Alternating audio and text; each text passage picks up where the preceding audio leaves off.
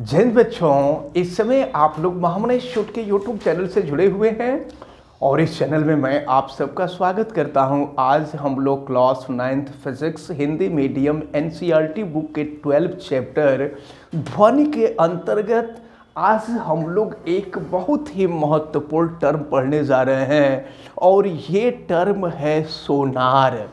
ठीक ना, इसको ये जो है संक्षिप्त नाम है। सोनार का मतलब सोना बेचने वाला नहीं होता है। तो अब सोनार का मतलब क्या है जरा ध्यान पूर्वक देखें। ये शुरू में आप जो एसओ देख रहे हैं तो एसओ का मतलब होता है साउंड, एसओ का मतलब होता है साउंड और यन का मतलब होता है नेविगेशन, और ए का मतलब होता है एंड और डी का मतलब होता है आर का मतलब होता है रेंजिंग। तो सोनार का जो फुल फॉर्म है, आपसे कई बार पूछा गया है कि सोनार का फुल फॉर्म क्या होता है, तो इसका फुल फॉर्म होता है साउंड नेविगेशन एंड रेंजिंग। अब जरा ध्यान पूर्वक देखें कि ये जो है, देखो एसओ साउंड, एन नेविगेशन, ए का मतलब एंड और आर का मतलब हो गया रेंजिंग। तो अब जरा ध्यान पूर्वक देखें तो यह है क्या चीज, इसका क्या उपयोग है आप समझें। यह एक ऐसी युक्ति है जिसकी सहायता से समुद्र के अंदर डूबे हुए पिंड या समुद्र के अंदर कितनी गहराई पर, जैसे मान लीजिए कोई जहाज डूबा हुआ है, कोई नाव डूबा हुआ है, कभी कभी समुद्र के अंदर बर्फ का पहाड़ बन जाता है, तो बर्फ का पहाड़ कहाँ है, तो इन सब की जानकारी करने के लिए इसका उपयोग किया जाता है। यानी ऐसे कह सकते हैं कि यह एक ऐसी युक्ति है जिसकी सहायता से जल में स्थित पिंड की दूरी, यानी जहां हमारी जहाज है उस जहाज से पिंड की दूरी कितनी है और वो किस दिशा में है, इसकी जानकारी की जाती है। देखें इसमें होता क्या है कि सपोज कीजिए ये जो है समुद्र है, समुद्र का जल है और समुद्र के जल के अंदर ये कोई कठोर पिंड है जिसकी जानकारी करनी है हमें। तो अब जो है यहाँ पर मान लीजिए आप जहाज या नाव से जा रहे हैं, ये जहाज या नाव है और यहाँ पर जो है ये नाव पर या जहाज पे झंडा होता है, झंडा फहर रहा है पीछे की तरफ, नाव आगे जा रही है। अब देखें इसमें दो ठे उपकरण लगे होते हैं नीचे के तरफ। एक उपकरण जो होता है वह प्रेषित्र कहलाता है, प्रेषित्र, यहां मैं लिख देता हूं, इसको हम कहते हैं प्रेषित्र। प्रेषित्र का मतलब होता है भेजने वाला, प्रेषित्र का मतलब होता है भेजने वाला। और फिर देखें, और दूसरा जो होता है ये संसूचक कहलाता है। संसूचक, संसूचक का मतलब होता है सूचना देने वाला। अब जरा ध्यान पूर्वक देखें क्या होता है।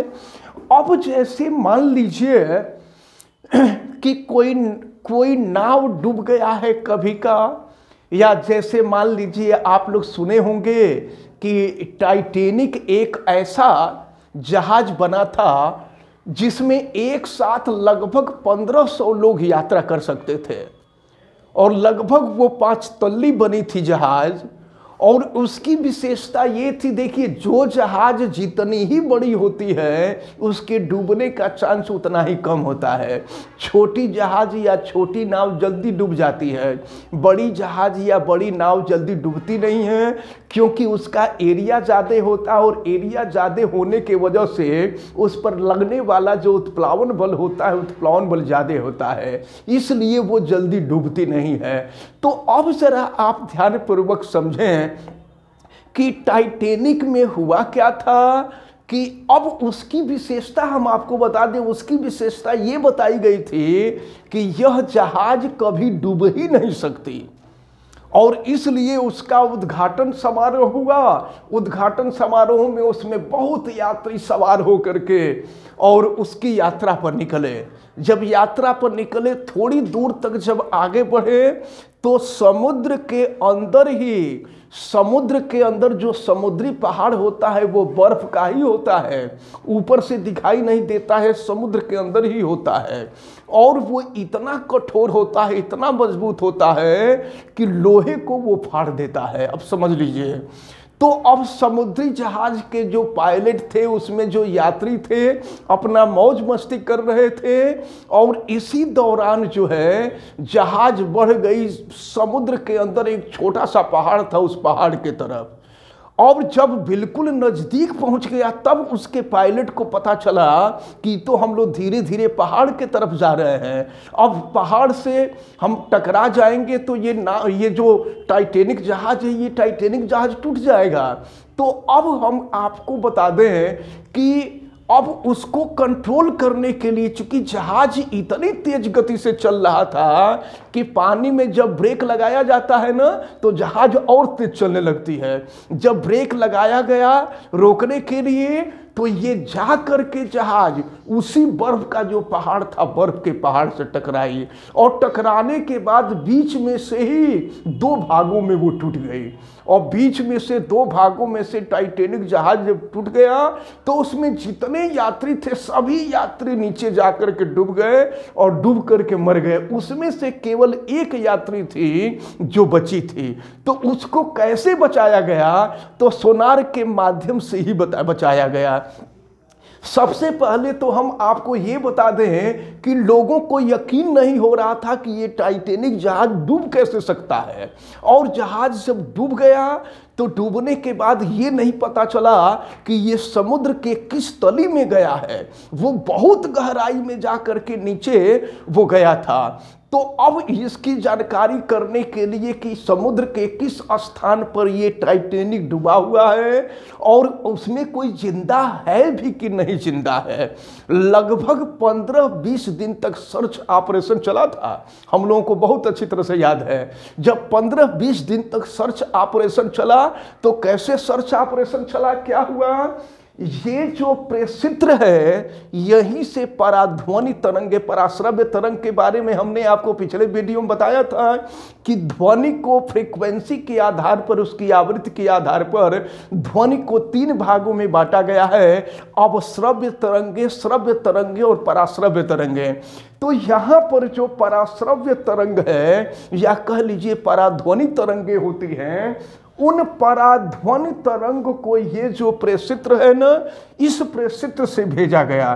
तो यहाँ से चलने वाली, सपोज कीजिए यहाँ आकर के उसके तली में ये जहाज है और ये जहाज डूबा हुआ है तली में, उसके टुकड़े डूबे, उसके टुकड़े थे वो तो दो पार्ट में डिवाइड हो गया था। अब यहाँ से जब इन तरंगों को भेजा गया, ये जो प्रेषित्र जो होता है ये 2 काम करता है। एक तो पराध्वनि तरंग को उत्पन्न करता है और उत्पन्न करने के साथ साथ पराध्वनि तरंग को भेजता है। तो ये पराध्वनि तरंग को जब भेजा गया तो यह तरंग गई और जा करके इससे टकराई और टकराने के बाद इसका परावर्तन हुआ। आपको बताया गया था कि ध्वनि का परावर्तन होता है। तो यह ध्वनि गई, जा करके टकराई और टकराने के बाद वापस लौटी। तो जब ध्वनि तरंग वापस लौटती है ना तो ये जो संसूचक होता है, संसूचक के द्वारा उस तरंग को सोख लिया जाता है, और सोखने के बाद क्या होता है कि इसको जो है वैद्युत ग्राफ के रूप में, कह लीजिए कि इसको वैद्युत ग्राफ के रूप में परिवर्तित कर दिया जाता है, या ऐसे कह लीजिए कि पराध्वनि तरंग को वैद्युत तरंग के रूप में परिवर्तित कर दिया जाता है। और तो अब यहां से जब तरंग वापस गई तो वापस जा करके यहां पहुंच गई संसूचक के अंदर। तो संसूचक क्या करता है? संसूचक का काम होता है जो ध्वनि वापस लौटी है, वापस लौटने वाले ध्वनि को शोषित करना, और शोषित करके उस ध्वनि तरंग को वैद्युत तरंगों में परिवर्तित करना। जब वैद्युत तरंग में परिवर्तन होगा तो इसके अंदर जो है स्क्रीन लगा होगा, उस स्क्रीन पर दिखाई देने लगेगा कि यहीं पर कोई पिंड दिखाई दे रहा है। तो जब इसकी सूचना मिल गई तो अब यहां से गोताखोर को भेजा गया अंदर। तो अंदर कई थे गोताखोर, जब गए तो देखे अंदर उसी में लाश पड़ी हुई थी सब। उन लाशों को धीरे धीरे धीरे धीरे निकाला गया, क्योंकि वहां पर तो ये अंदाजा था नहीं कि वहां कोई बचा होगा, कोई व्यक्ति होगा। लेकिन वहां पर 15-20 दिन तक एक औरत थी जो जिंदा थी। उस औरत को वहां से बाहर निकाला गया। तो बाहर निकालने के बाद वो टाइटैनिक की पूरी कहानी बताई कि टाइटैनिक कैसे डूबा, क्या हुआ। तो कुल मिलाकर के कहने का मतलब हमारा ये है कि ये जो सोनार है, इस सोनार के द्वारा समुद्र के अंदर कोई भी पिंड है, भारी पिंड है, हल्का पिंड है, या बर्फ का पहाड़ है, या कोई भी ऐसी चीज जो यहाँ समुद्र के अंदर डूबी हुई है, तो उसकी जानकारी यहाँ से चल जाती है। और बस ध्यान में रखे रहिएगा कि ये जो प्रेषित्र होता है, प्रेषित्र से इन तरंगों को भेजा जाता है। तरंगे जा करके उस वस्तु से टकराती हैं, और उस वस्तु से टकराने के बाद वापस आती हैं, तो संसूचक के द्वारा सोख ली जाती हैं। और संसूचक क्या करता है इसको, कि इसको वैद्युत तरंग के रूप में परिवर्तित कर देता है। वैद्युत तरंग के रूप में परिवर्तित करने पर वो वस्तु जो होती है वो स्क्रीन पर दिखाई देने लगती है कि वो कौन सी वस्तु अंदर है। तो इस प्रकार जो है, अगर हम आपको ये बता दें कि यहाँ से अब कैसे निकाला जाता है, ये आप ध्यान समझ लीजिए। कैसे पता चलता है कि वह कितनी दूरी पर पिंड अंदर है? तो आप एक सूत्र पढ़े होंगे, दूरी बराबर होता है चाल गुणे समय। चाल गुणे समय। हम यह मान लेते हैं कि यहाँ से यहाँ तक की जो दूरी है वो स्मॉल डी है। यानी ये जो पराध्वनि तरंग थी, यह पराध्वनि तरंग स्मॉल डी दूरी तय कर रही है। तो स्मॉल डी दूरी तय कर रही, तो अब जरा देखिए, तो ध्वनि तरंग डी दूरी जाएगी और डी दूरी वापस आएगी, तो कुल चली गई जो दूरी होगी वो क्या हो जाएगी? 2D हो जाएगी, क्योंकि ध्वनि डी दूरी नीचे गई और फिर डी दूरी वापस आई, तो ये टोटल दूरी 2D हो जाएगी। और समुद्र में ध्वनि की चाल हमको मालूम है, हम बता चुके हैं आपको पिछले वीडियो में। तो समुद्र में ध्वनि की चाल जो होती है वो भी होती है, और हम मान लेते हैं कि ध्वनि को यहाँ से यहाँ तक जाने में लगने वाला जो समय है वो स्मॉल टी है।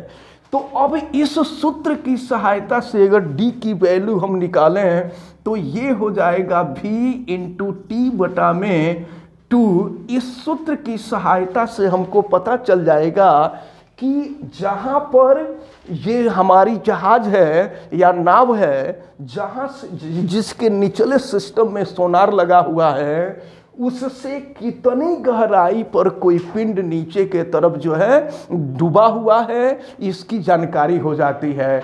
और हम आपको बता दें कि ये जो विधि है, या ये जो विधि, जिस विधि से हम लोग समुद्र के अंदर डूबे हुए पिंड की जानकारी करते हैं, ये प्रतिध्वनिक परास विधि कहलाता है।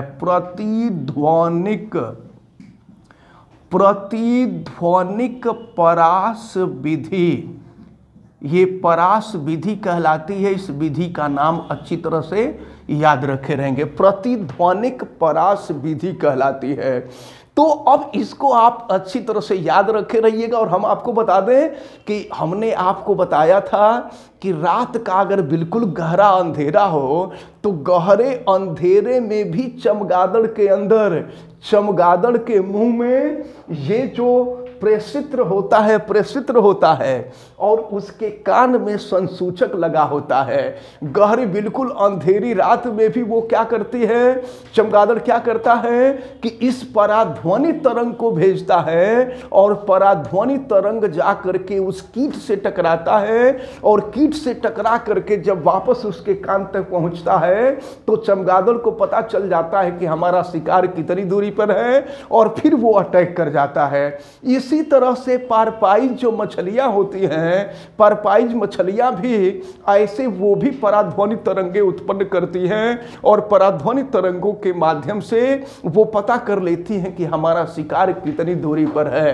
तो इस प्रकार जो है आज हमने आपको सोनार के बारे में बताया। सोनार का नाम बिल्कुल अच्छी तरह से याद रखे रहिएगा, साउंड नेविगेशन एंड रेंजिंग। बोलिए आप लोग इसका पूरा नाम। Sound navigation and ranging. हाँ ठीक है, साउंड नेविगेशन एंड रेंजिंग। इसको अच्छी तरह से आप याद रखे रहिएगा। आपसे पूछा जाता है सोनार का पूरा नाम बताइए, तो बच्चे जो है वह में पड़ जाते हैं, सोनार लोहार कुम्हार समझ जाते हैं। तो इस तरह का नहीं होना चाहिए। तो इस प्रकार जो है अब इसके बाद हम आपको बता दें कि केवल एक बहुत महत्वपूर्ण टर्म हमको पढ़ना है, मानव कर्ण के बारे में, मनुष्य के कान के बारे में पढ़ना है। इसके साथ साथ श्रवण सहायक युक्ति हम लोगों को पढ़नी है। कुछ लोगों को सुनाई नहीं देता है तो वो छोटी सी युक्ति होती है जो कान के पास लगा दी जाती है तो उसको सुनाई देने लगता है। तो दो चीजें हम लोगों को पढ़नी अभी बाकी हैं, श्रवण सहायक युक्ति और इसके साथ साथ मानव कर्ण। जब इन दोनों को हम लोग पढ़ लेंगे तो फिजिक्स हम लोगों का खत्म हो जाएगा। अब फिर हम लोग इसका रिवीजन शुरू करेंगे। वैसे आप सब लोगों को ये क्लियर हो गया है? जी सर। और हमें उम्मीद है कि जो लोग वीडियो देख रहे हैं उनको भी बहुत अच्छी तरह से ये सारी चीजें समझ में आ गई होंगी। आप वीडियो को लाइक जरूर कीजिएगा और अगर आप चैनल पे नए हैं तो चैनल को सब्सक्राइब भी कर लीजिए, बेल आइकन को प्रेस करें। और अगर किसी प्रकार की कोई दिक्कत समझ में आती है तो आप हमें कमेंट करके जरूर बतावें और वीडियो को मैक्सिमम स्टूडेंट तक शेयर करें।